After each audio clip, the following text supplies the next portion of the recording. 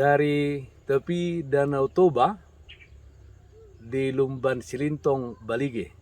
Saya yang melayani di HKBP Paruluhan Resort Parulian bersama anak sekolah minggu yang tercinta Adrian Putra Sihombing menyampaikan kepada Bapak Ibu, saudara-saudara sekalian, salam sejahtera bagi kita semua. Sebelum kita membaca dan merenungkan firman Tuhan di pagi hari ini, marilah kita berdoa. Berfirmanlah ya Tuhan, hati dan pikiran telah kami siapkan untuk disapa firman-Mu. Amin. Firman Tuhan yang menjadi sumber kekuatan dan sukacita bagi kita dalam melaksanakan aktivitas kita satu hari ini, Jumat 8 Oktober 2021, tertulis dalam Injil Yohanes pasal 1 ayat 9. Demikian firman Tuhan. Terang yang sesungguhnya yang menerangi setiap orang sedang datang ke dalam dunia. Terang yang sesungguhnya. Saudara-saudara yang terkasih dalam Kristus Yesus, sebagian besar orang tidak suka berada di dalam kegelapan. Walau ada juga orang yang suka dalam kegelapan kalau sedang tidur. Tetapi itu hanya tidur saja.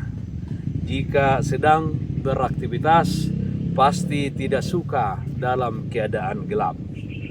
Orang yang tidak suka berada di dalam kegelapan ditandai dengan tindakan untuk mencari dan menyalakan alat penerang ketika lampu padam.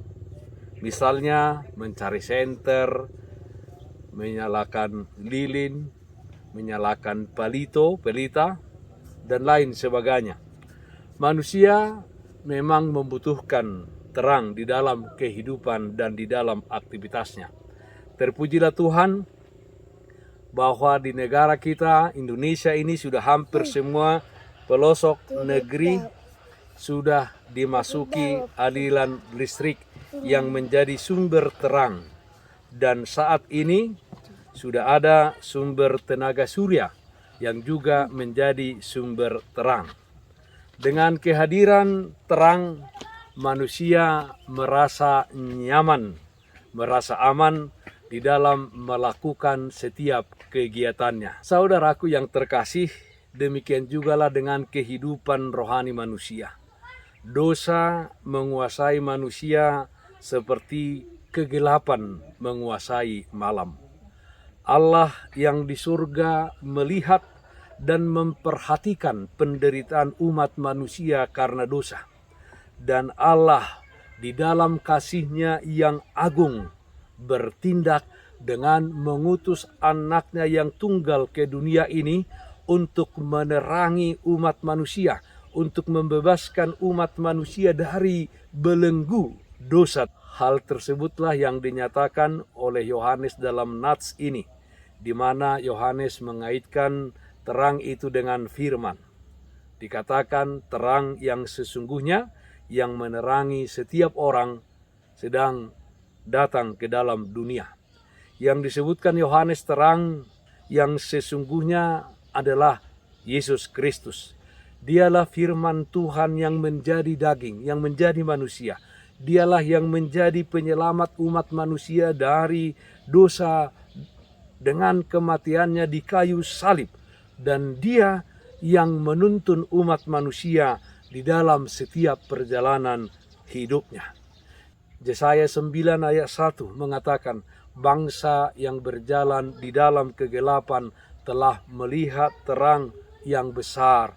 Mereka yang diam di negeri kekelaman, atasnya terang telah bersinar. Saudaraku yang terkasih, apakah saudara sudah menerimanya, menerima Yesus menjadi terang di dalam kehidupanmu? Apakah perjalanan hidup dan setiap aktivitasmu sudah dituntun oleh terang dari Yesus Kristus? Berilah dirimu diterangi oleh terang yang sesungguhnya. Berilah dirimu dituntun, diterangi oleh Yesus Kristus, sehingga kegelapan tidak dapat menguasaimu, kegelapan tidak bisa mengalahkanmu. Terang apapun di dunia ini tidak akan berkuasa mengalahkan kegelapan. Hanya Tuhan Yesus Kristus yang adalah terang sesungguhnya yang berkuasa mengalahkan dan mengusir kegelapan di dalam kehidupan kita. Saudaraku yang terkasih di dalam Kristus Yesus, jika hatimu saat ini dikuasai oleh kegelapan dan dengan tindakan-tindakan kegelapan di dalam kehidupanmu sehari-hari, datanglah kepada Yesus Kristus, terang yang sesungguhnya. Dia akan mengalahkan kegelapan tersebut. Dia akan menggantikannya menjadi sukacita, menjadi kebahagiaan dan damai sejahtera di dalam kehidupan saudara. Dan tentunya hidup saudara akan Tuhan Yesus pakai menjadi berkat bagi sesamamu. Amin. Mari kita nyanyikan buku Ende 819 ayat 1 dan 2. Naung besar panondang. Naung besar panondang, torang marsinondang, palas rohaki.